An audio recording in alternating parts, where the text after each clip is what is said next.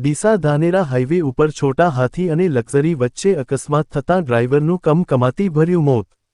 ગઈકાલ રાત્રે જેમાં એક મુસ્લિમ પરિવારે પોતાનો પુત્ર ગુમાવતા સમગ્ર પંથકમાં અરેરાટી વ્યાપી ગઈ છે.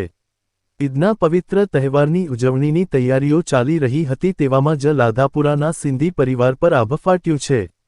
મળતી માહિતી મુજબ ગઈકાલ રાત્રે ધાનેરા તરફ જઈ રહેલા એક છોટા હાથી અને લક્ઝરી વચ્ચે શ્રીનાથ સોસાયટી પાસે જોરદાર ટક્કર થઈ હતી. આ અકસ્માત એટલો ભયાનક હતો કે છોટા હાથીના ચાલક ધાનેરા લાધાપુરા વિસ્તારમાં રહેતા જાકીર ખાન જમાલ ખાન સિંધીનો ઘટના સ્થળે જ કરુણ મોત નીપજ્યું હતું. આ અકસ્માતના પગલે હાઈવે પર વાહનોની લાંબી કતારો લાગી ગઈ હતી અને ટ્રાફિક જામની સ્થિતિ સર્જાઈ હતી.